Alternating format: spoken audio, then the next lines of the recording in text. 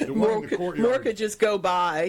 We wouldn't necessarily be in the midst of everything so quickly. The one in the courtyard here looked to be like it's the female. She's had a couple of litters, and so when the little fuzzies come I out know that one. Yeah, she'll come out, and so he didn't mess with her. He just went over there and was like, "Oh goodness, who's here?" She was moving slow too, so she's about ready to have another litter, I think. Well, that's about that time. Yeah. On the text line this morning, good morning, Garden Mama, and good morning to you in the 662. I've got a question. I planted some evergreen trees a couple of weeks back. What can I feed them or do to make sure that they take good root? That's a real good question because, as we all know, when we transplant trees and shrubs especially, the first couple of years are the monitors. In other words, if things go well, then we've got them for a long, long life. If things don't go so well, we need to intervene so that we can have them for that long, long life.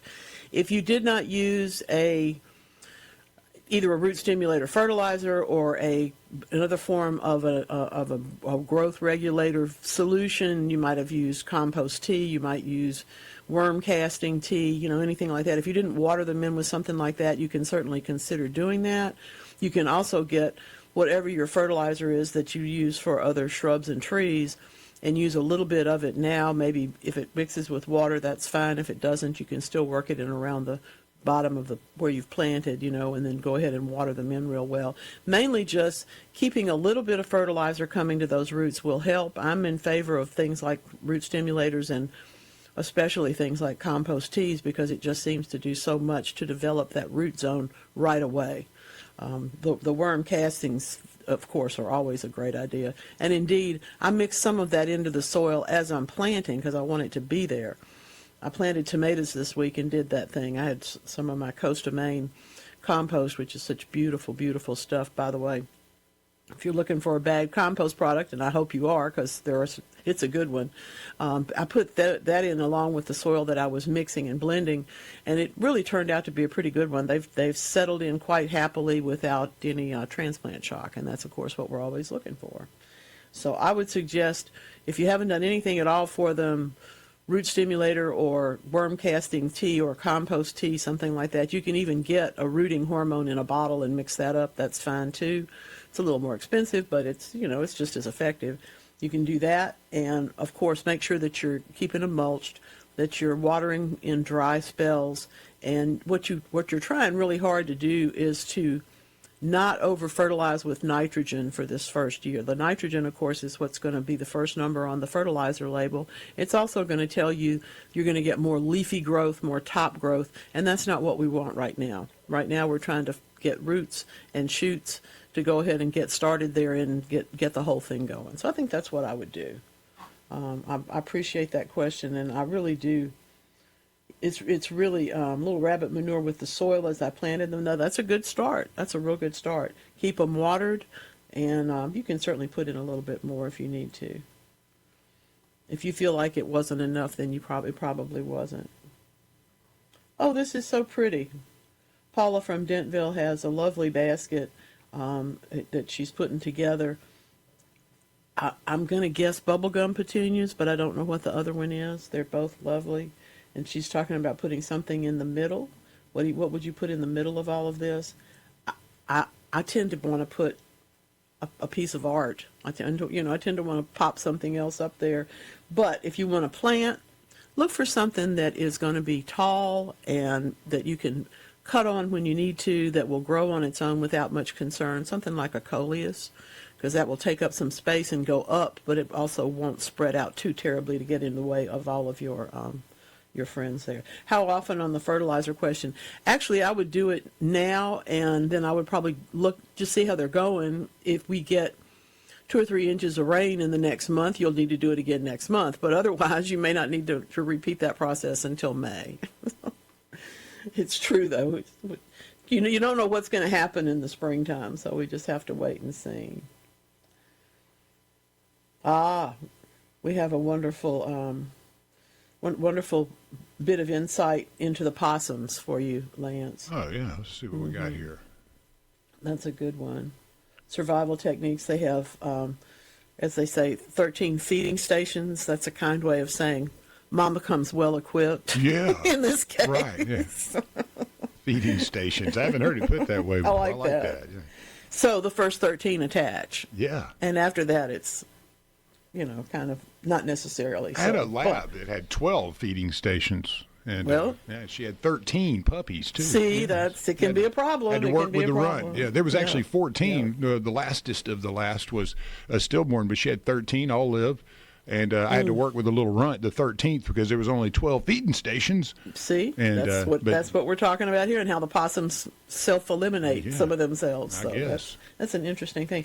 And I have to say this, because I'm such a fan too, having picked it myself and tortured Lance with it when we were doing the production. Good Saturday morning, y'all. I love hearing the wind chimes on Saturday morning, so thank you. Oh, that was easy, man. We had just gave me the game plan. At the time, you didn't think so. No, I was like, well, I can figure this out. It went on for a while. You made it so easy, though. Well, I knew what I wanted to hear, and unfortunately, you really can't buy that wind chime anymore. So I had to go find it, and we found it, but we found hours and hours and hours of wind chimes. It's great. And today is the day for the chime. It is gusting around. Isn't it? It's beautiful. It really is. I've got some things I need to hang up because of that very thing. Paula says that it is bubblegum petunia. I'm getting pretty good at recognizing that one. And jazzberry. That's a really pretty petunia. I like the way that looks. Very attractive. As you're tuning in on SuperTalk.tv today, and hey, I'll wave everybody. Hey. Irises all over the place. Beautiful bearded iris. Oh my goodness. If you've had trouble with those, let me know. We can talk about that today. But you'll also see a funny little box with seedlings popping up in it, and I'm happy to tell you that those are my basils and my flowering tobacco that I've talked about being such a crazy plant that I like so much. So those are all getting ready to get transplanted today. I figured I should, in fact, well, it's not a kidnapping, but it is proof of life that I actually started the seeds and they worked. So, oh my goodness, what a beautiful cat on the SuperTalk.tv. That's lovely. Y'all have got some cool things. Y'all are always doing such cool things. Let's see, Kenneth in Starfield. Hey, I've just ordered 2 pawpaw trees. They are tiny root balls on sticks. Can I plant them, or should I keep them in pots for a year? I have an alternative. I would plant one, and I'd put the other one in a container and put it next to it until the fall and see which one does better. Now, if you don't want to do a science experiment, which I realize that's what that is, I would probably, if you've got a very little bit of root material on here, and since it is already the end of March, I would say in Starkville, solid zone 8, you still would want to keep them in containers and let them grow on, maybe in partial shade, not out in full sun. We're not trying to blast these things or make them grow necessarily. We're just trying to get them to root really well and then plant them in the fall. That would be my choice. But what wonderful trees. I mentioned last week that folks are getting more interested in pawpaws again, and I'm very happy about that. I think that's terrific. Oh, what a good question. This is another from the 662 today. Something to put in the flower bed to add color until the roses come back in and fill out from being cut back. What would you suggest? Full day, full sunlight flower bed. Well, you got a lot of choices, especially since you're going to prune those roses every year in February, and it's going to be this period of time. Why not fill that with space with something that's pretty in the early spring? So you could certainly go with, you could plant daffodils. You could plant grape hyacinth if you want something lower growing in terms of bulbs, but you could also fill that space with any of the ground covers, ajugas, or any of the others that bloom in the early spring to keep that place like a carpet and still let your roses have plenty of good air circulation around them to show off. I think that would be my approach anyway. I also have been known to drop a container of any sort of annuals or anything else into rose beds or into other flower beds where things were growing out, just because they can take advantage of the sun for that period of time. But a lot of folks will use daffodils and other bulbs in their rose beds because they're going to be a little bit more naked in the early spring, and you can enjoy both situations. When you look at the photos today, If you don't happen to be a newsletter subscriber, you will not have seen these, but if you are, you've already seen some of these. This was in answer to a question last week about to please send the details about some of the fruit tree advice that I had given. So I went ahead and turned that into the subject of the feature in this week's newsletter. So there's a bunch of pictures, Fuyu persimmons and I don't know, LSU purple fig and some of the other things that we had talked about, but with a few more details about how to grow some of them. The other one that I'm suggesting, and I do this probably every year, if you don't know about loquat, if you don't know about Japanese plum, please find out about it. It's a very cool tree, very tropical texture, can grow solidly into zone 8, but it will actually make magnificent fruit, just 8B and into 9. It's a wonderful, wonderful tree. And it's evergreen. It's also something that is, you'll see it, this has so many names. It has a real rough leaf on it. It's even sometimes called an alligator tree. I've seen so many crazy names for it. But it's a worldwide sensation in the subtropics and tropics. So if you haven't run into it, there are a bunch of them outside of the building where the radio station is in Jackson. And some years they can make fruit. Some years the season goes long enough. I think this year it will because it got warm so early. But we'll see. We'll see how that goes. Top of the news today in the garden world, these are one of those things where you have to say, well, what do you think? Is this okay? And I tend to think this is very okay.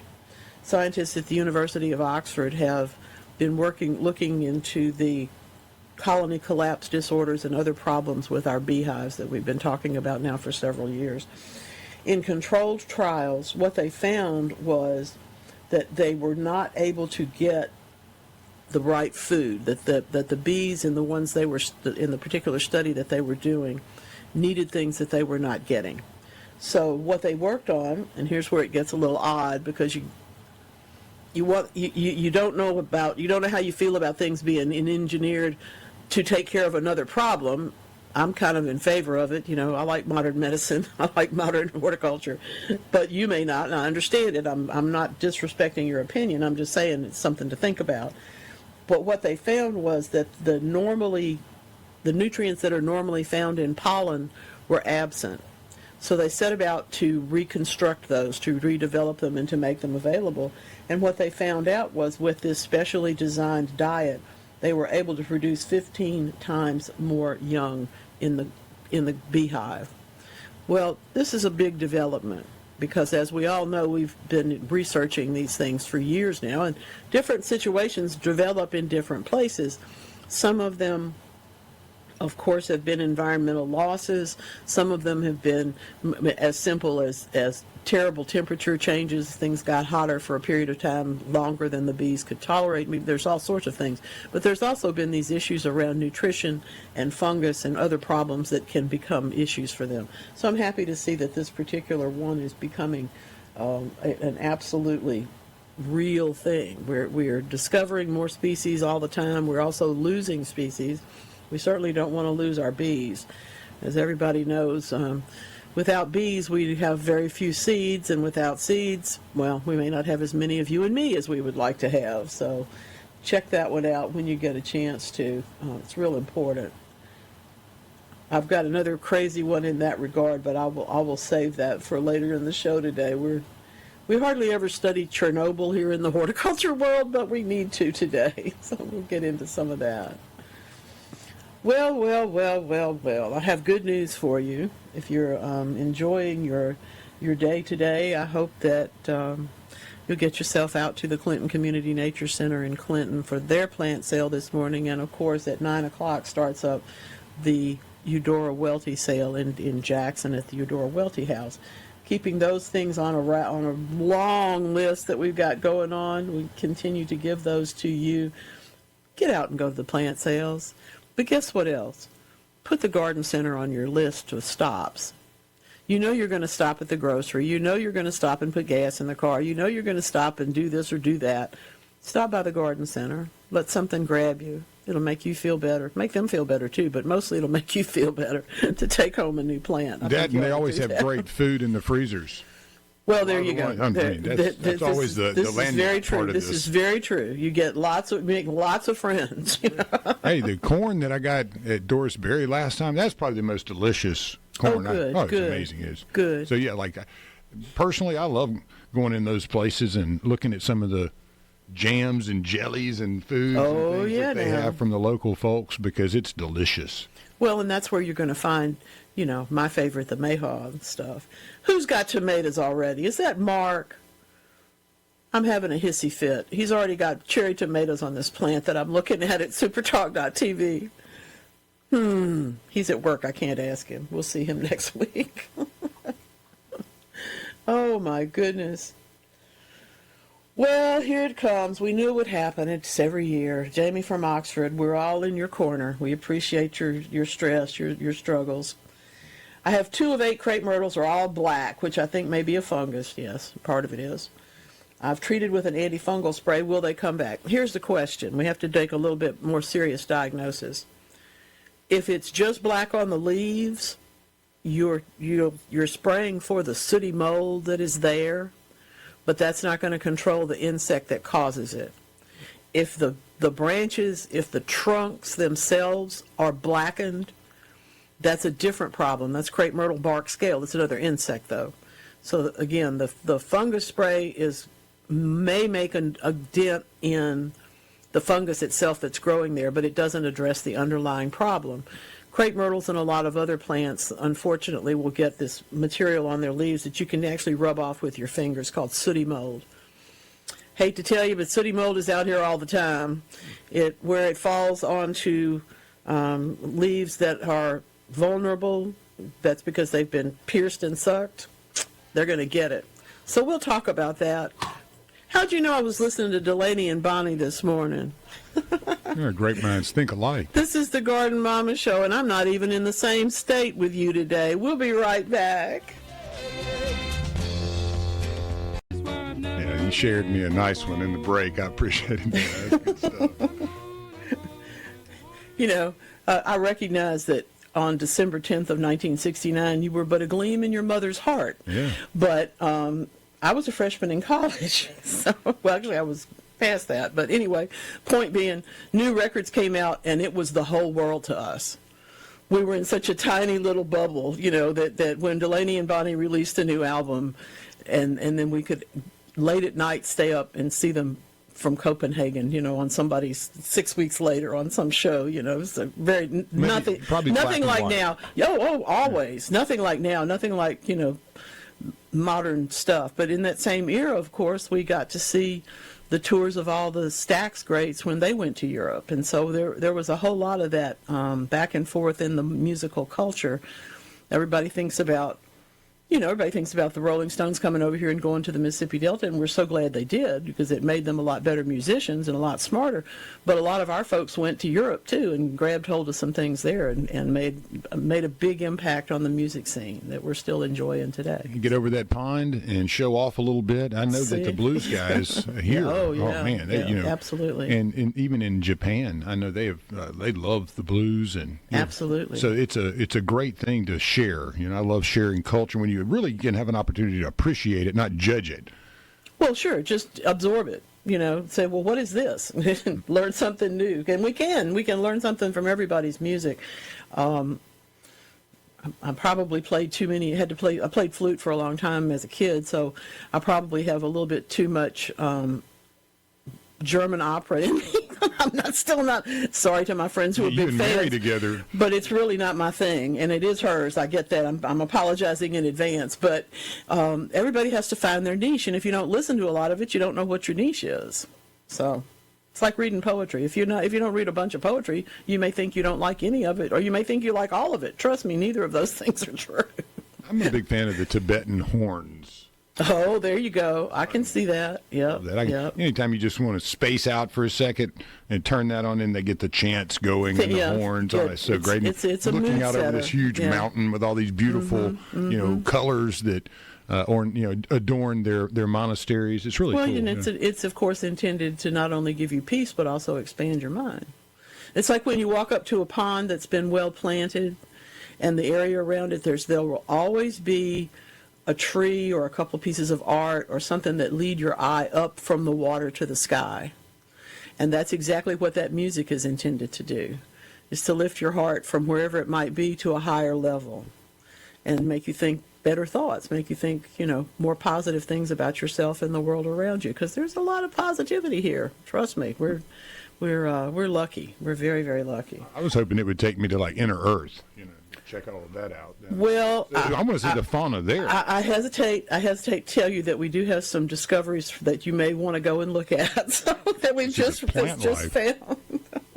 Back to crepe myrtles though for a moment, because I wanted to finish up for Jamie. Jamie, when you got he wrote me another note. You got black trunks, and when you have that, it's telling you that the crepe myrtle bark scale has gotten hold of those trees.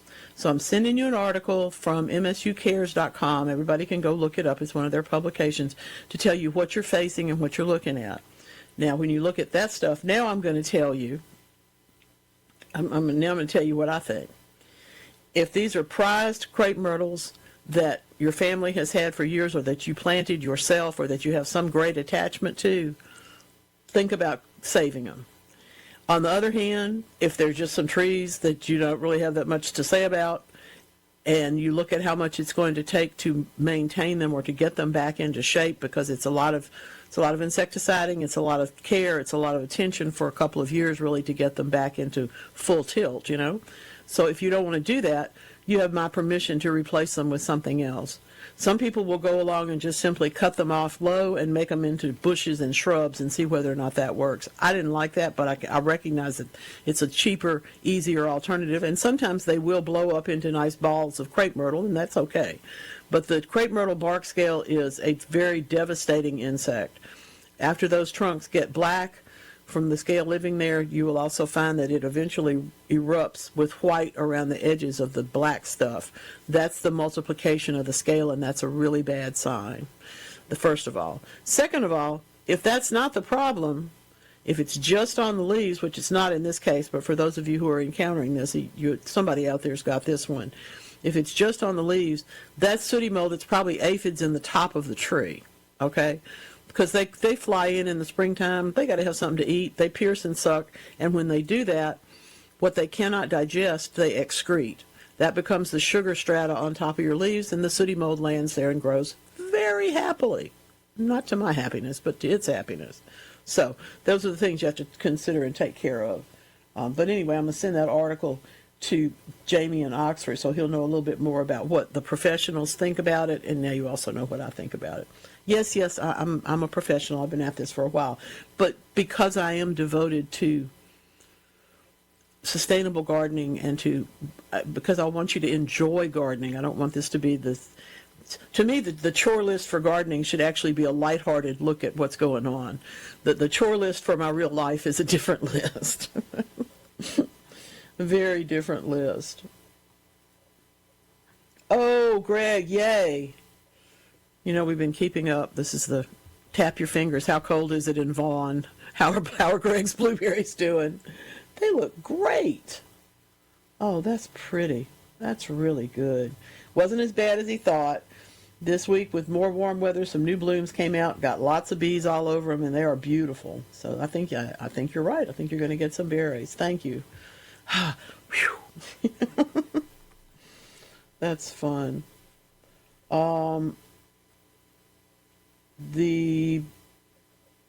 Yes, if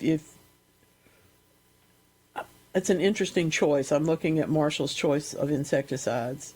I have to disagree with the way that particular thing works, but if it works where you are, that's fine. I'm not going to suggest it because it doesn't fit into my science, not fit into what I know, but I don't know everything. So that's for true. Yes, Thomas, you're absolutely right. Lance is always working. Thank you for acknowledging that. I've said this a couple of times. Well, I may not have said it here. The producer's job is to keep me from looking stupid. So you make my job really easy then. Not always. Oh, my goodness. Anyway. I think that my job is predominantly to make sure I don't look stupid. Compared to the talented people that I work with. So. It's absolutely true, y'all. It is not It is not an art that everyone can learn to do. There's a whole lot of technology and science in it, but there's also a whole lot of putting up with hosts like me. Hey, getting to know you guys is the actual treat. The hard part's when you start and you don't really know the ebb and flow of things. What in the world are they talking about? Just sit back and shut up for a minute. See, then you begin to feel like, it's Barnum and Bailey Day, which it is today. You never know. Because you never know what's going to happen next. Here we go. Here we go. The whole thing. I have a position about circuses, and it is not what you might expect. I'm glad for the fact that we decided we needed to pay attention to animals that were not in our immediate purview. The way we did it, however, has not always been great. I really do understand that. For example, if when I was a little kid, they took me to the fair and I got to see the bearded lady, and I wanted to be her. I know that sounds funny, but I just wanted to be her. And then I found out you had to be able to grow a beard in order to do that. It's like, well, it didn't work. I didn't get enough hair to do that.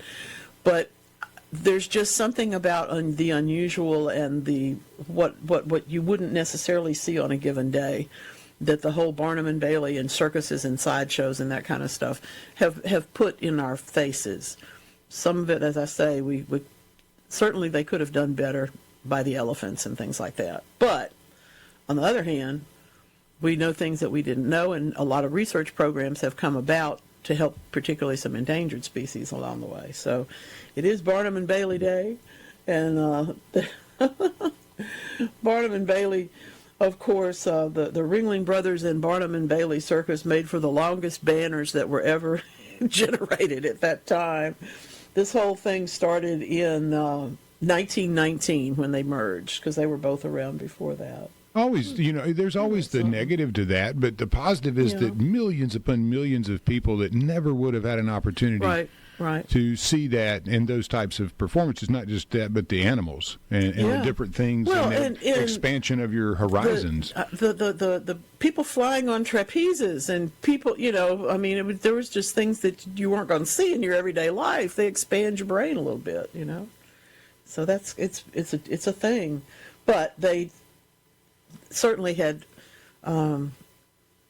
I'm not even sure. I don't know what the people's motivation was, but obviously it didn't do well enough alone, so they had to merge. So that's when they turned into the biggest show on earth, I think. And that's what we all got a chance to experience along the way. When can I sow zinnia seeds? You're in the 601, I'd say today.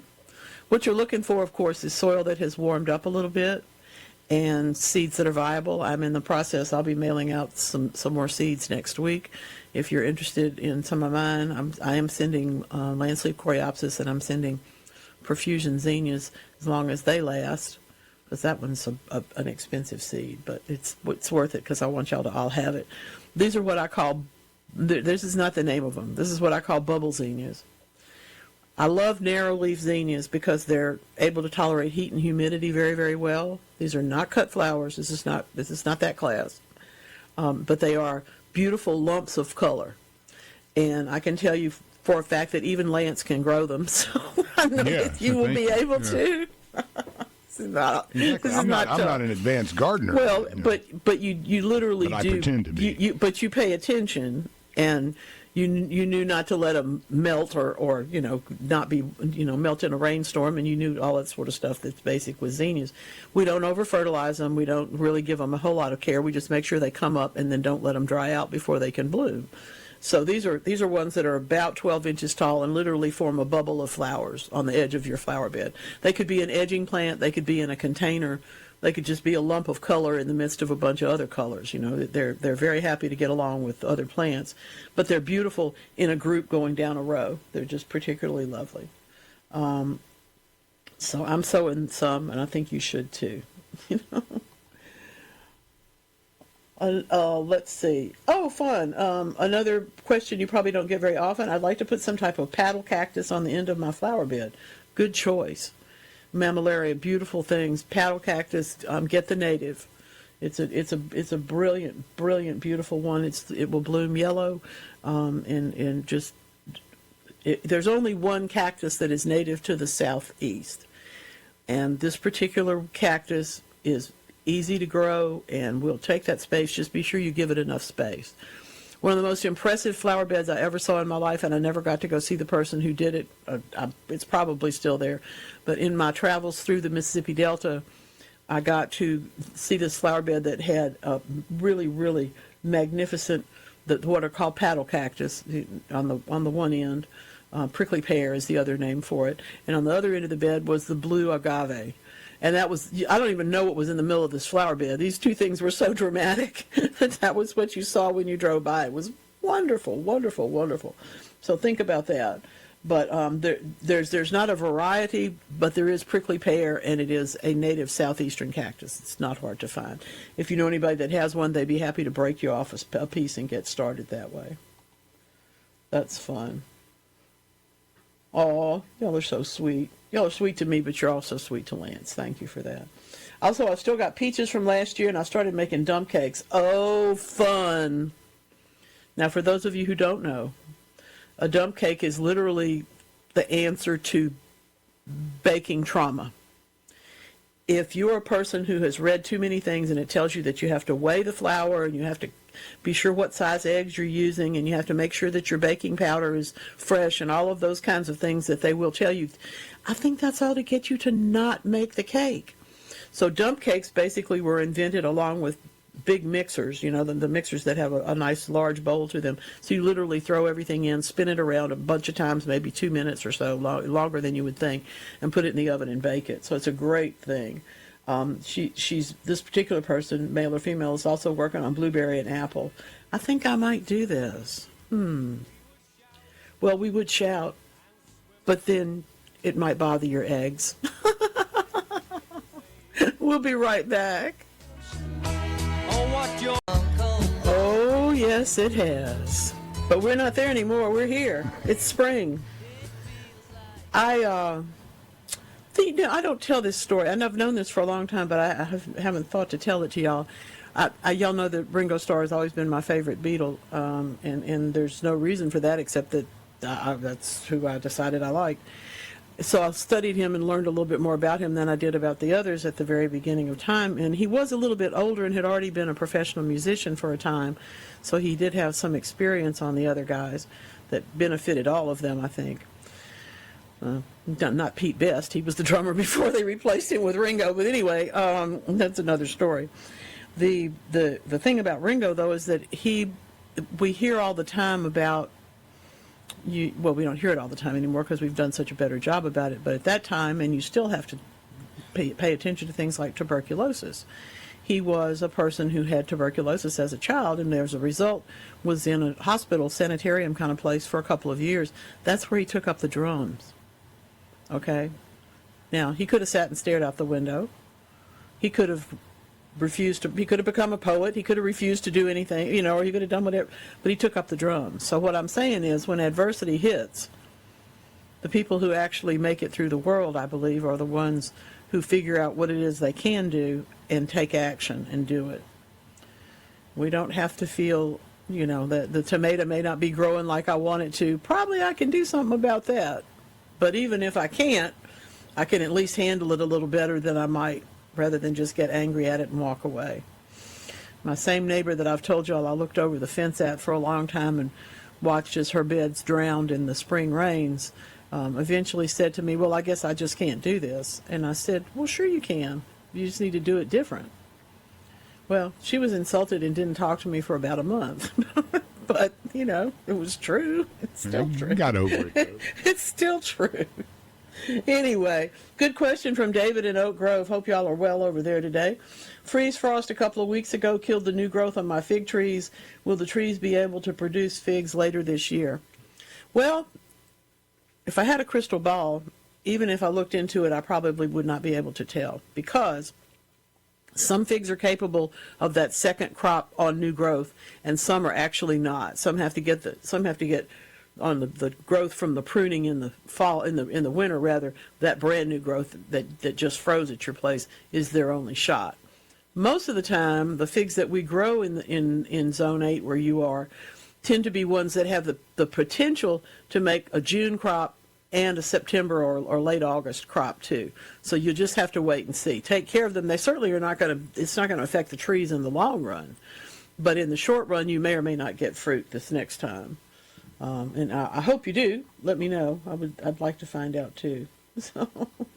What is the time frame? But if you start a fig tree fairly young, you don't like inherit something fairly mature like a. You mean if I give you a cutting off the one I just pruned? Yeah, right. Because I need to start over again. My dog ate the previous one. It was fairly mature. It just did. Yeah. It had been in a very, I would say, had a canopy over it with growth, and it didn't get a lot of sunlight. It's a limited situation. Yeah, when I took it over, it was root bound a bit, and man, it started really looking good. And Hawk, at about a year old, thought that was a delicious piece of wood to work Probably on. Was. And so I would always I wanted to get another one, but I don't really want to start with an older tree like that. I'd like to start with something I could watch grow. What is the process and time frame from going to a clipping to something you can look at and go, oh, okay, that looks good. I mean, it's moving along. One of the reasons why we buy the one in the, say, 5-gallon can that's 4 feet tall is because then it'll probably be making figs within 2 years. But it's going to from a cutting from a little bitty fig to fruit producing is probably going to take 3 to 5 years, and more likely 5. So if you get that one that's a little bit bigger, you can narrow that down and push it a little bit and get it within 4 or 5 years. Better success rate with the little more mature if you don't know what you're doing, kind of like me. In some ways, yes, because the tree has made it that far. Now, I will tell you that some of the best figs I've ever grown were just the cuttings off of a tree that I was pruning. Stick them into some dirt, and the next thing you know, they've sprouted, and you dig them up and give them to somebody. So if there's anybody out there doing that would like to root a fig for Lance that has some stuck in the ground, let us know. My mama had 2 or 3 bushes that were very mature. And they're pretty, too. Oh, they're man, I loved nice them. Plants. I wasn't a big fig kid. It just sounded weird. And then you had fig Newtons and all that, but she had fig preserves, and she would pull all that stuff off those bushes, and there was ample to, give away to everybody under the sun. More people than wanted them. Yes. And it was really good stuff, and I always thought about I was hoping that one would do that. But here's the thing. My family made fig preserves, and they made my teeth hurt. They were so sweet. So I was really not a big fig person, and I wrote this in the newsletter this week until I was a grown-up and somebody gave me fresh figs, and I went, oh, now I see what y'all are talking about. That's the way. That's my life right there. Yeah. So I really do prefer them, and I've had fig ice cream. I've had several different things made with figs that were sweet, but they just weren't as sweet as that fig preserve where the whole fig is in the jar, and I remember. They take it and stuff it into the biscuit. And it literally would make my teeth hurt. It was too sweet. I just didn't know how good I had it. Well, no, we were spoiled. We all had grandmas. You and I had grandmas that did all that. So. Yeah, I had one that knew I had one that was an expert with gumbo, and that was about it. And then the other was could do everything. Thing. Yeah, so it was had both sides of it covered. Oh, here's a good note from Joe in the Kill. Appreciate you. Dun, dun, dun. Coggan grass is up. It's blooming. We talk about this all the time. Get the heads off of the things that are blooming that you don't want any more of before the seeds have the opportunity to get out there. Could be the clover in your lawn. Could be, the coggan grass coming up in the ditch. Could be any number of things. But he's absolutely right. Found along right-of-ways. Coggan grass does take over a lot in what are called disturbed soils. That is to say, where we've cut a road or where we have dug a ditch or anything like that, so that the native soil is just ripe for their invasion. And unfortunately, it's almost impossible to kill. And as he says, I don't know this one. I knew it was introduced as packing material, and that's how it got here. Unfortunately, they sent some seeds with it. This is, again, no knock on Mobile. We love y'all. But fire ants and coggan grass both came through that port. Whew! My goodness. Any rate, you can't set fire to it because it takes like 850, 900 degrees to burn this stuff. So that's not going to work. We used to think Johnson grass was a big problem, and it is. But compared to coggan grass, it's not near what it could be. Thank you, Joe. Appreciate you bringing that up, because people do really need to get all of that, they need to get all that stuff out if they possibly can. Andrea says that her plant is not happy. It's because your plant needs to go outside. I have one that looks almost just like this. I have one in the house, same way. It's actually something in the elephant ear, that category, and cut the yellow leaves off, fertilize it, and take it outside. It'll be happy. It needs more humidity, and it needs. But what happens is the environment's warm in the winter, but it's dry, and then as soon as the weather changes and we turn on the air conditioner, it's cool, but it's dry. So indoors, that's not the environment. Either one of those are not the environment for this particular plant. And with that, we're going to let Stevie Wonder take us out of here. You know, one of the things we always think about is what was the greatest concert you ever heard, ever saw, ever went to? When I saw him is on my top 3, I'll tell you what. Oh, my goodness. But there's always more concerts to come. You never know. Could add to that. Hey, now, we got a long way to go. Lots of things to talk about. This is the Garden Mama Show. We had 54 keys. I'm awfully glad we went to 88. That's wonderful. So it's piano day. If you want to think about it, you want to go get one, you ought to do that. Get me like an 80s, synthesizer. Oh, now Moog synthesizer, that's a whole other thing. Casio, yes. Get you a synthesizer and a Fender Rhodes electric piano. Yes. You can go on tour. Need a stand. Be ready to roll. Do some. I'd be playing Weird Al Yankovic in about 5 seconds. All day long. This is great from Drew in the 662. 4-year-old hydrangea has not bloomed. There's 2 reasons for that. One, it's in too much shade. If you planted it directly under something that has leaves on it all the time, it may not be getting enough sun. If the leaves are really happy and healthy, that's quite possibly the problem. On the other hand, it may be as simple as you've been pruning it at the wrong time. So when we're talking about the hydrangeas that traditionally have big round flower heads on them, the French hydrangeas or big leaf hydrangeas, we don't want to prune those at all, really. And if you want to take the flowers off to let them dry after they bloom, you can do that. If one side of the bush gets bigger than the other, you do all that. But you do all of that pruning right after the flowers appear. So my suggestion would be, if it's growing in the right place and still hasn't bloomed and you haven't pruned it recently, fertilize it. And it probably won't produce flowers right now, but it will be to its benefit down the road. It's a 4-year-old hydrangea should be in flower. So I'm with you. Let's make them bloom. Let's make that thing bloom. And yes, on the sidebar here, we're having an opportunity to get you a fig tree. So that's nice. Yeah, so that's nice. Awesome. Well, we do have a phone call from Miss Anna up in Oxford, Mississippi. How are things in Oxford? Oh, well, all the stuff on my lawn will be there tomorrow. So what can I say? You were talking about figs. Yes. And I had a fig tree, and it was really wonderful. I mean, it took a couple of years. It grew tall, and I had enough figs to be giving to my friends and everything else. And then we had a major rainstorm, and I guess it got very cool, or something happened, and it died. Mm-hmm. So then a couple of years ago, I picked up or bought a dwarf fig. I can't tell you what type because I can't remember. But this year it's got, and it's in a pot, so I can move it. Yes. This year it's got like 5 little figs on it. That's great. It should. The dwarf figs are very well containerized for years. You shouldn't have any problem doing that. Well, it's meant to be a dwarf, so I'm hoping that it'll go inside and we'll have figs every year. But it's got a lot of shoots coming out. It was one I guess piece of a fig, but now it's got many pieces of a fig. So the plant, and I don't know. It's the other fig. So a long time ago, I planted 2 fig trees.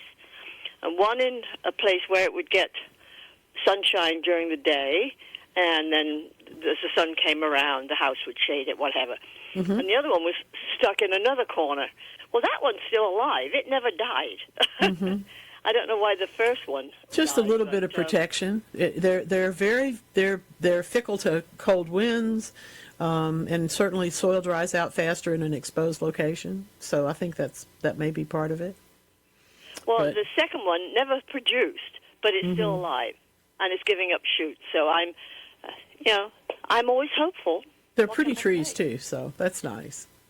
I'm surprised you haven't gotten some fruit at least, but there you have it. On that one, yeah, the old. But we're talking, oh God, at least 15 years ago when I put the original ones in. You're such a patient person, Anna. Most people would have gone in and chopped that thing in half by now just to see what it would do. Well, my neighbor, she's put one in. She's gotten figs, but she's. I think she got it from somewhere else. A parent or something like that. But I guess we're in competition. But I like it. Asparagus is up. Oh, good. So it should be. I mean, that's wonderful. Yeah, well, we've had fresh asparagus. Unfortunately, the first time I picked them, and some of them were quite nice, we had that quick frost. I don't know if you remember. Just recently, we had a quick frost. Yes. Which did. Well, it froze the asparagus, and they all sort of looped. And it also, my lovely paper bush, which was doing wonderful, it got hit by the quick setback. frost. Yeah, I don't know. Again, it's not going to hurt the plants. It's not going to hurt that tree or that shrub, but it certainly makes for an unpleasant morning when you go out and see all that. Yes. So it's all the vagaries of trying to do gardening in Mississippi. It's true, and really, every gardener has had these challenges throughout history. We're all looking at a different. The world is different every day, just a little bit. The seasons don't change as quickly, or they do change faster. Or there's all sorts of things that can affect the plants. We're just so lucky that so many of them soldier on anyway. Yeah. My mother was very clever. She, like you said, you cut it off and stick it in the dirt, and it grows. Yeah. Well, she could do that. Yeah. She actually also got a peach tree to grow in England. And it grew, and she actually got a peach out of it. I don't know how long it lasted because I wasn't there. We human beings are amazing, and sometimes our plants respond. A lot of the times. And I think gardening is passed down from parent to child. Sometimes it skips a generation, but yes, in general, it's also true that if you're not. You don't have to be old, but if you're not of a certain age, none of it really makes any difference to you, I don't think. Or, like my son, you were forced to mow yards to get, gas money, and so as a result, he never wants to do that again in his life. So some of us waltz in and some of us waltz out, depending on how it goes. My son in Chicago is following through, and he has started, I think he said, 20 tomato plants in seed plots. Ooh, that's wonderful. That's a big job in Chicago. Yeah, that's great. Yeah, well, they're in little pots right now, and I guess he hasn't put them out yet, but he apparently feeds the whole neighborhood. That's what I heard. That's fun. I love that. Thank you for getting in touch today. I hope you have a beautiful week. Thank you, dear heart. Anna from Oxford keeps us up with what's going on in that world. And yes, they are still cleaning up from the winter. It's not, if you're in that situation, you are not alone. Trust me. There was a lot to do, and there's still a lot to do. Sad to say. Let's see. Mike in Madison County, fig tree leafed out. The freeze destroyed everything that was green. Was that it, or do we still have a chance? Well, Mike, it's a question of that particular tree. Some of them have the capacity to go ahead and put on a second crop for the fall. And in fact, some trees, when they are hit like that, don't even try for the spring crop. They just move right on and do the fall crop. It depends on the variety of fig and also the other growing conditions and kind of how old it is and that sort of stuff. But the point is, take off whatever's dead. Don't do any other pruning to it, and make sure you don't let it dry out. I always say there's an exception to every quote-unquote rule in gardening. My rule is no more than 2 inches of mulch on anything. okay, except figs. You can put 3 inches or leave them a little bit more around the base of them if it's necessary to keep that soil at a consistent moisture period, because that's another thing that very much helps them. Very much helps them. That's nice, but it's good to know that we're all having the same fig world. Yes, the person who just sent me a note, that is LSU purple fig. And no, I don't have O'Rourke. I wish I did. If you happen to be the owner of an O'Rourke fig and you want to root me a cutting, I'll be happy to take that. We'll get all of those done at some point. All right, Lance, what are you having for lunch today? Today is Eat Something on a Stick Day. See, last I'm on week the phone with Jim right now, and so getting him lined up for a phone call with you. Good. So give me just a second. Sure. Last week was, of course, Corn Dog Day. And so today we've got caramel apples and cotton candy and, shish kebab and our friends, the fried candy bars that we talked about from Texas. But I got to say that if you ask me, I don't know. Do I have to do a sweet or a sour? I mean, a sweet or a tart? Can I have both? What are you going to eat on sticks today? It's a good thing to do. A lot of people will do that, of course. And they'll take skewers and they'll forget to soak them before they try to cook on the skewer. That's never a good idea. Not only does it mess up the skewer, but it also doesn't do as effective at a cook. So you need the stick to be able to absorb some water in there. So that works out better. Flat skewers are a good choice a lot of times because they don't spin around if you've got them on the grill or on the stove somewhere. And yeah, you kind of do have to cook some things sooner than others and then put them on the kebab. You can't, if you're putting cherry tomatoes on there with chunks of beef, you're going to end up with really unpleasant situations. The beef won't cook before the cherries fall off. So if you've never done that, don't. But I will tell you what goes well together is garlic that you have just barely blanched in the microwave with the tomatoes. Those two things will absolutely cook at the same rate very quickly. And it'll be absolutely delicious for you. Well, I'm sorry I missed this conversation, but Jim and I were having a good one. And I do have Jim on the phone from Soso. Hey, well, good. And he had a comment about a 40-foot mimosa tree. Oh, my goodness. As it had started, and it just took off. So, Jim, you're on air now. Welcome in, Jim. Oh, good morning, Garden Mama. I was talking to Lance. My daughter has a tree. It's a mimosa tree growing here in her yard. It's about 40 foot tall. It's got limbs going everywhere, and the limbs are 8 to 10 inches around. Wow! And it's coming out. It's coming out good, but they got these old what we call carrots at the base of it. And every mimosa tree I had in my yard, the sugar ants get on it and kill it. Yeah, it's not a good sign. What? Pardon? It's not a good sign. Ask her to take a picture of it and send it to me. There's an article that I can't think of right now that helps to address that sort of stuff. But send it to mamaonair@yahoo.com, and I'll be able to take a look at it this week and get her some more information. Small letters, right? Mm-hmm. That's in small letters. All in small letters. Yes. All right. Okay, because it is a problem. We've had... just mamaonair@yahoo.com. Mamaonair, all one word, @yahoo.com. Okay. All right. Get her to send and that. And I love your music you were playing more. Thank you. You're so sweet. Appreciate you. Take care of things in Soso. That's one of the best songs ever written about Soso, Mississippi. Well, we were just talking about the relation of people down there, too. So, yep, that's catching true. up. That's very true. Very true. Big One fan. more quick question. Now, yes, sir. Mm-hmm. I have not had no luck on setting out tomatoes. Everything gets about like a golf ball, and that's it. What's the best tomato I can plant? That's such a hard question. I think the easiest ones to grow are cherry tomatoes.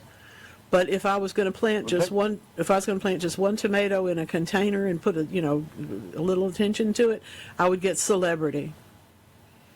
It only gets to be 4 feet tall, and it makes fruit, and it's easy to grow. That would be my choice. These last two I planted were Better Boy and Big Boy, and they got about 8 foot tall, and little bitty tomatoes look like golf balls. Well, that's too much. I can tell you that's too much nitrogen fertilizer. So go easy on your fertilizer this year. All righty. Well, thank you very much. God bless, and have a great day. Take care of yourself. It's like, That's right. Share your plants and you got friends for life. You're absolutely right, Marshall. Thank you for that. Oh, yeah, Appreciate definitely. that. And you know, when you call in and we get to visit for a minute, same way. I mean, It's just Jim's a delightful. great guy. Yeah. Oh, absolutely. Love getting to visit with y'all. And thank you for your generosity. I have one more food on a stick that, there's always something I never heard of, because I certainly don't know. I don't even know close to everything, much less everything about food. But in the State's Fair specialties category, I want to know which one this is sold at. They're on a stick, all right, and they're in the same thing as like fried pickles, and fried candy bars and those kind of things that people do at state fairs. I get that. But this is Soul Sickles. It's fried chicken on a stick with candied yam sauce. What? In the deep fryer. It's got to be in the South somewhere. Someplace? Yeah. Why have I not heard of this? Now, I heard Ohio puts on a heck of a fair. I think it was Ohio, so I'm not sure, but that sounds Southern right there. It does, doesn't it? I know Texas does, too. Let's see. Oh, this is a good question from Lexa. Just a few hibiscus plants for several years, and they've gotten leggy from being inside for a couple of winters. Last summer when I put them out, they never bloomed. Here's my favorite. You got my heart on this one. I've Googled and I get a million different answers. That's so true. That is so true. Oh my goodness. Do I cut them down? How do I make them happy? Okay, here's the deal. You look at where the thin shoots are, and if the branches can't support themselves, you cut them back to that point. So you may be cutting back 2 inches, you may be cutting back 6 inches. But at that point, you're giving what happens on a stem.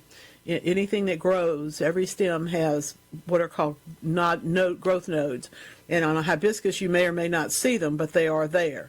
If the stem swells just a little bit on one side, that's probably a node, but they're there even if you don't see them. So cut back the part that's really ratty looking, and then fertilize. In the case of hibiscus that are established like this, I'm going to say use a fertilizer that you mix in water that is a balanced fertilizer. That means it's going to have NPK in equal numbers, might be 20-20-20, might be 10-10-10, whatever, but that they're going to be equal numbers.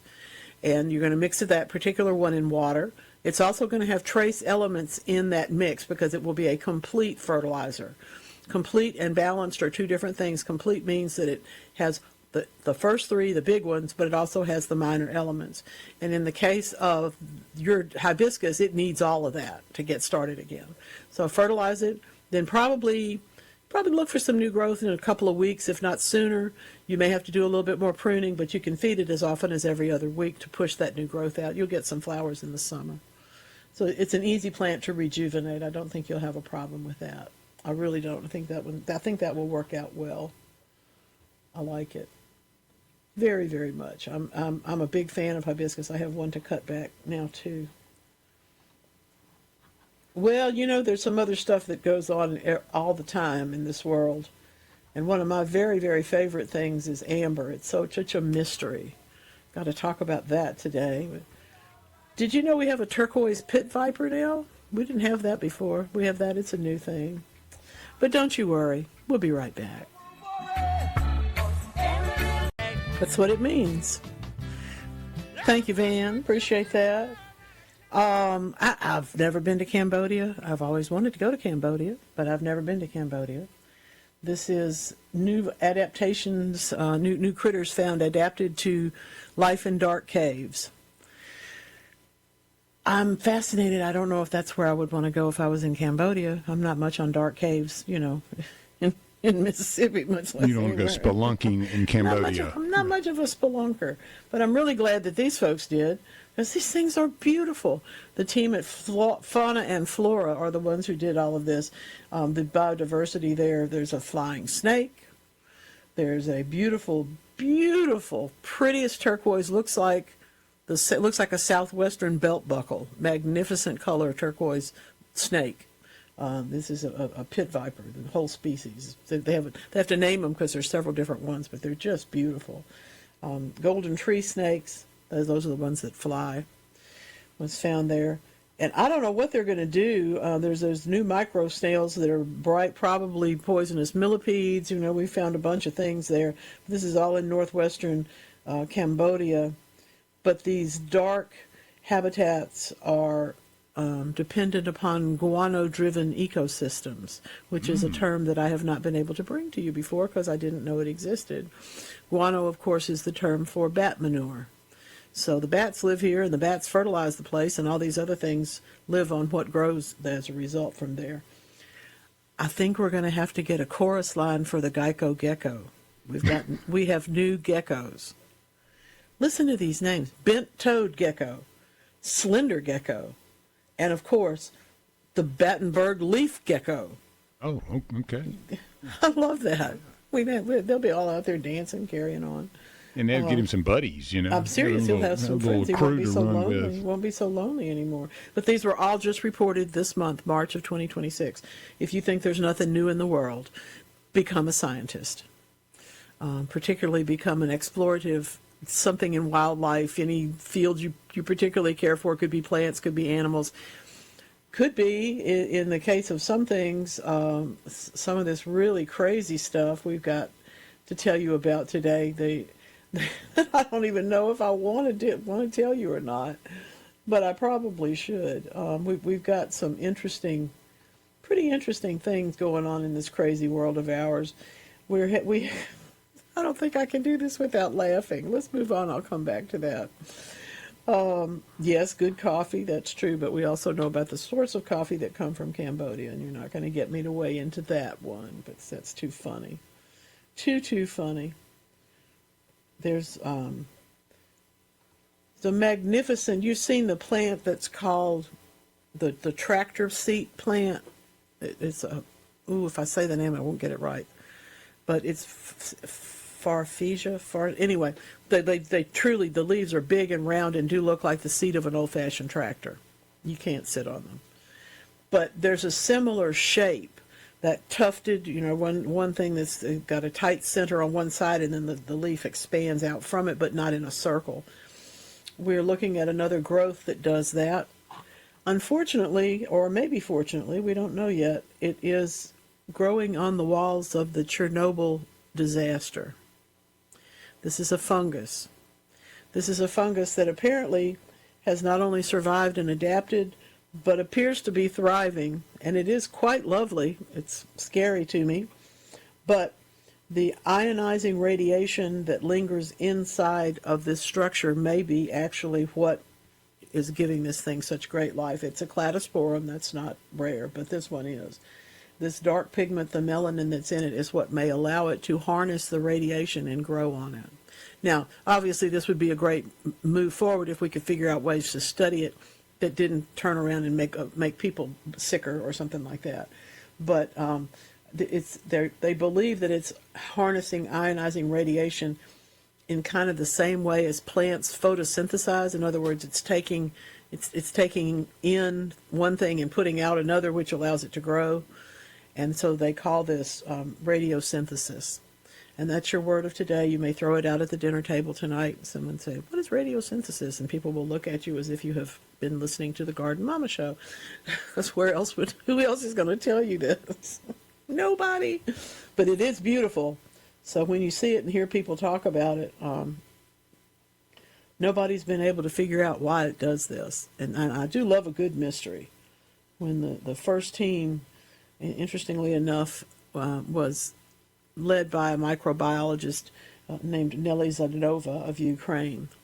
And we still don't know why this is happening, but why it can grow there. But it sure is pretty, and it sure is growing. The Chernobyl fungus.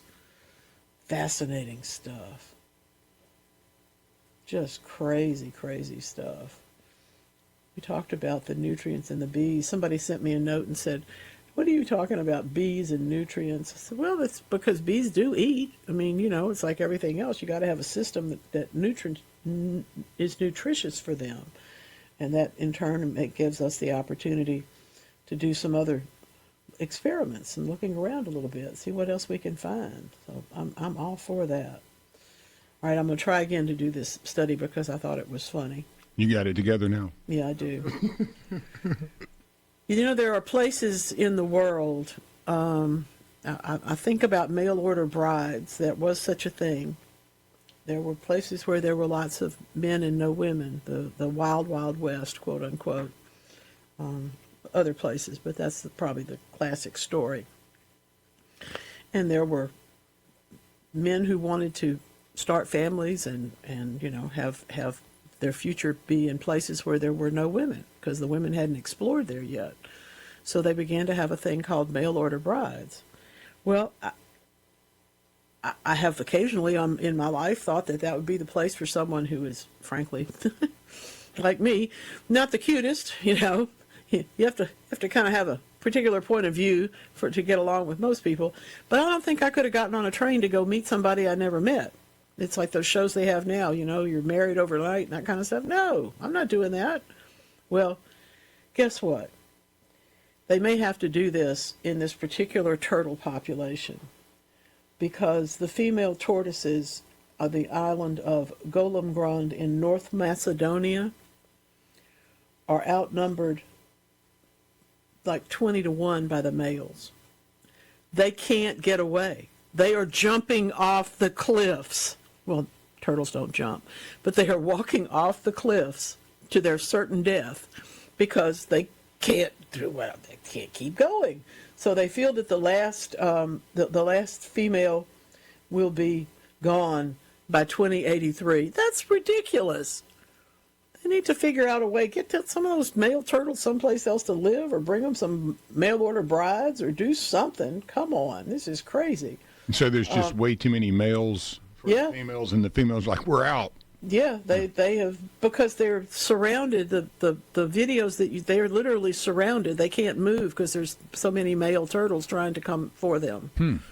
Now, I grant you that reproduction is all part of nature, but we got to figure this one out. We got to figure this one out. Something's going on there. They've been working on this for 16 years. You'd think they'd have figured it out by now. Like the bridge over there at Bovina. Exactly. When are they going to finish these things? Make some progress here. Let's do something. Come on. The lady turtles are like hoping you'll figure this out. Well, exactly. I mean, I'm sure they're all over social media. If you have a male turtle, bring them here, because we got plenty of opportunity. I mean, a female turtle, bring them here.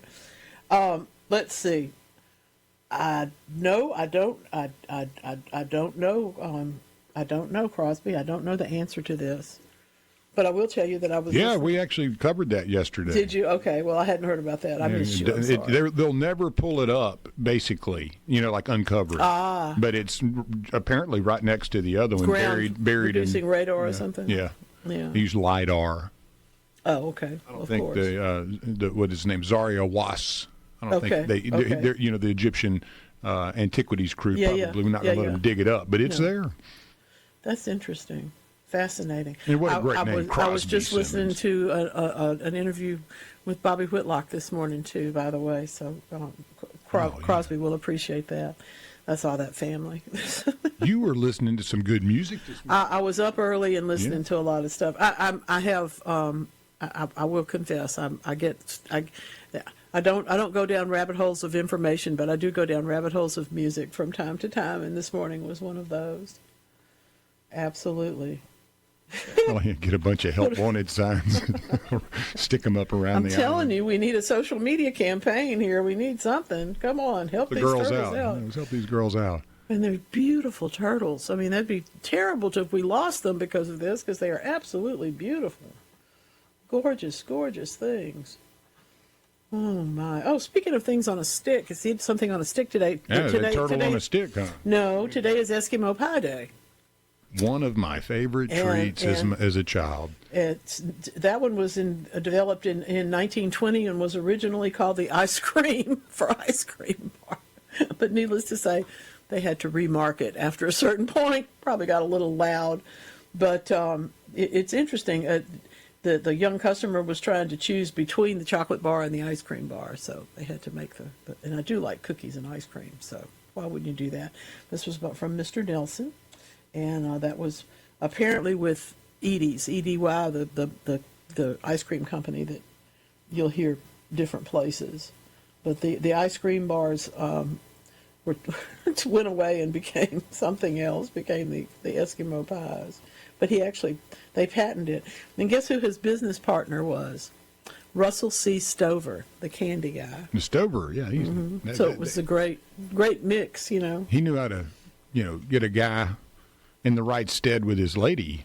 Well, yeah. I'll give you a box of these chocolates. You go get a rose. You're good to go, buddy. It's going to work. It's going to work. Don't just bring her a bag of stuff. I got this pretty box for you. It's going to be perfect.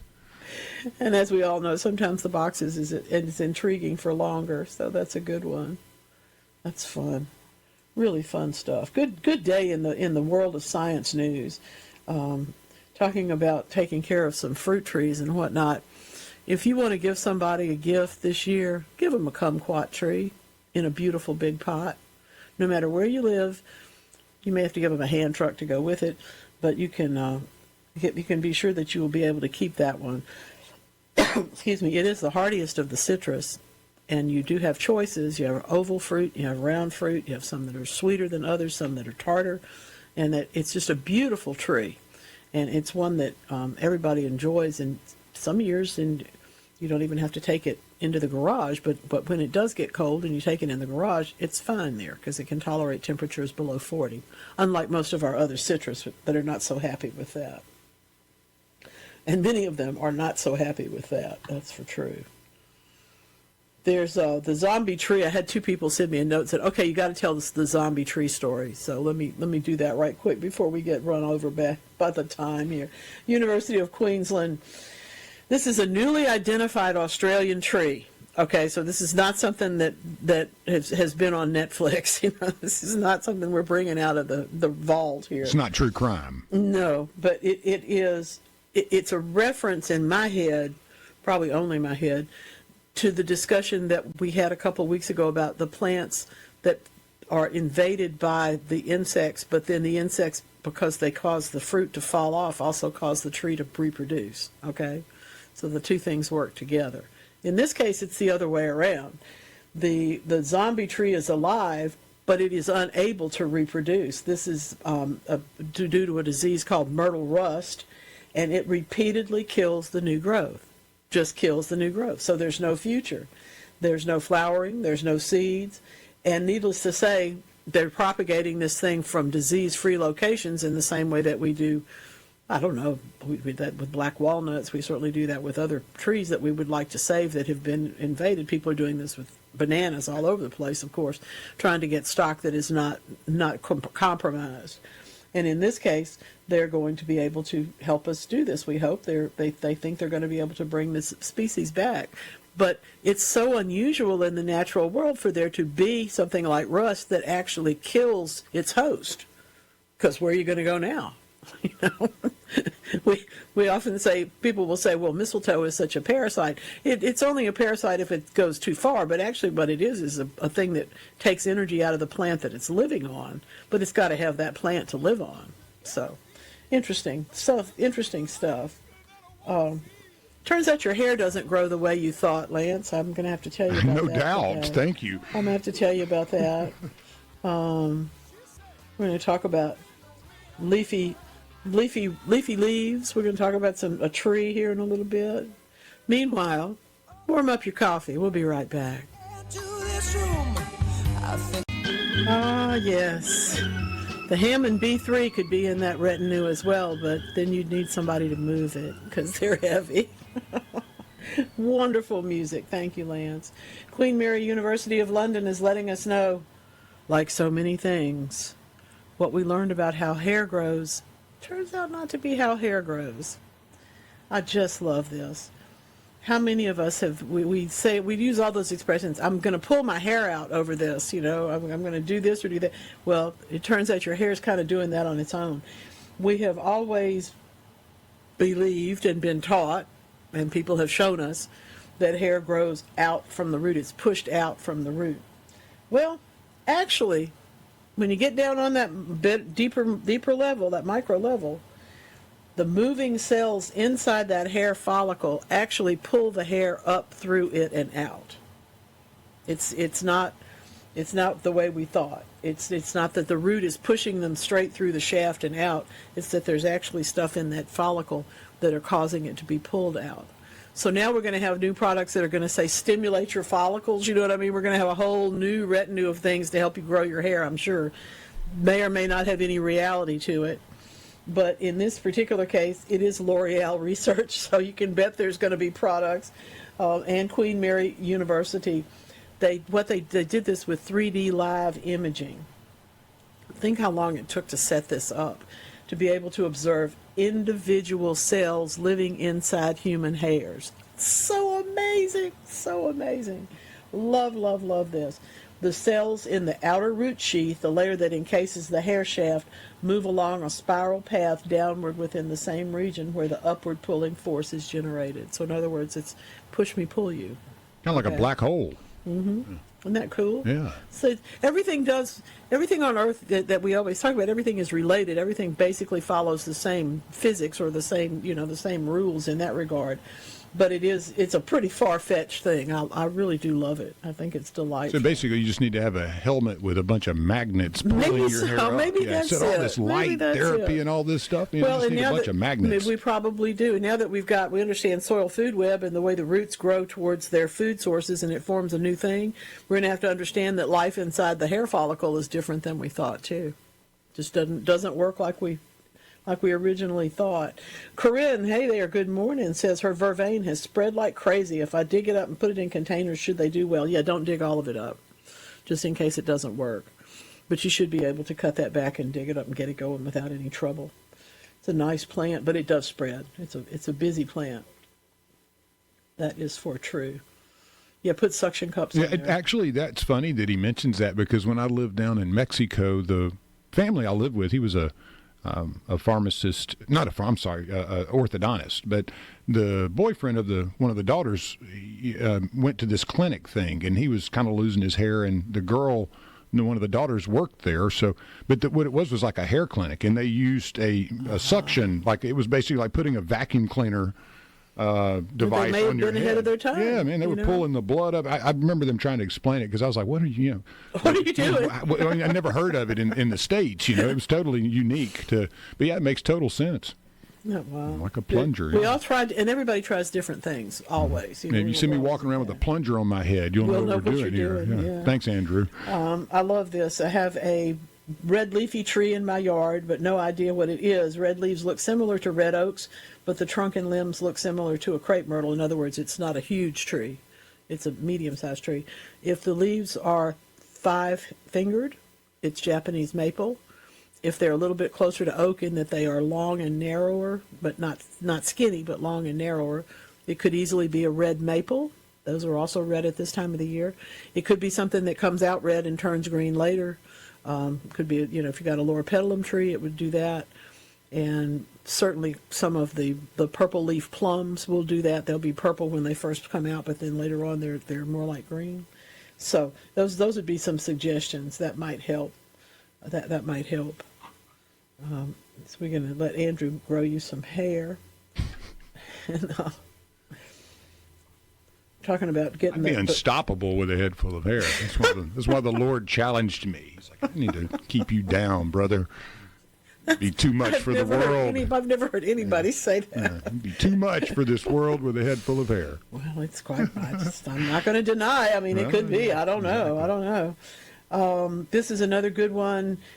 If you can take the babies out from under an aloe vera, you're better off than trying to actually divide the plant. You can just lift those babies out, because the middle one will get big and fill the pot, and that's what she's concerned about. So yes, I would do that. I think that's great. Good idea, real good idea. Y'all are just full of fun today. This has been just a blast. Spring always is busy, but today has been particularly busy. I don't know if y'all know about horsetail plants, if y'all have ever seen those. I've talked about them here before, because they're one of the things that will grow where your brick house meets your concrete driveway. If one gets started in that seam, it will fill the whole thing. I mean, these things they basically grow in air. Then they're pretty rampant. Don't put them in the pond. You want to put them in the pot on the side of the pond, but these are really, really crazy things. I did not know this about it. It is a 400 million year old plant. I did know that. University of New Mexico is letting us know, though, that the living horsetails like that actually act as distillation towers. They clean the water that they're in, but it's a bizarre oxygen isotope that we don't really, it produces water that's not the water we expect. until we look at stuff, we don't know, do we? Tracing the isotopic shifts from the plant base all the way out to the tip, they have unlocked a new way to understand the humidity of that climate. It's just fascinating stuff. Modern plants and fossilized old ones to compare, and they're able to tell you a whole lot about that climate over the decades, over the century. Isn't that fun? That's so cool. Hey, there was one interesting question from Andrew before we got out. He said he fell into a Venus flytrap, and I was like, uh-oh, and then he goes, at Home Depot. Basically, he got one. Any success? I thought we were watching, like, what was it, the Rocky Horror Picture Show there from you? Yeah. But any success in Mississippi growing or keeping the Venus flytrap? Sure, house plant. I mean, obviously porch plant in the summer, but what most people find is that, it's like when you buy those little cactus that have the other cactus grafted on top of them. You'll see them at the same time in the garden center that you would see these plants and the Venus flytraps and things. They're unusual. They're novelties, and what we do is most of the time we overwater them. So give it a nice bright window, but not direct sun, and don't let it dry out and don't overwater it. And you'll have a plant for a long time. They're lovely. We do have native pitcher plants in that family, of course. Go to Crosby Arboretum, be able to see them. Speaking of cool things to go and do on a beautiful day, but it's a plant that's very nifty. It's just one that by the time we get them to the garden center like that, oftentimes you are looking at something that's been a little bit tortured, and you will have to give it some help.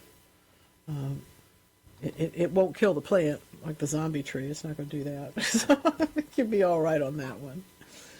All right, one last little quick moment for you today. Today is Vietnam War Veterans Day, and I'm here because I was there. I'm here because I had a lot of experiences at that time, and I'm here to tell you that tomorrow's another bright, beautiful day. Get out and do some gardening. Get out and do some horticulture therapy for yourself, and I'll see you next week right here on the Garden Mama Show.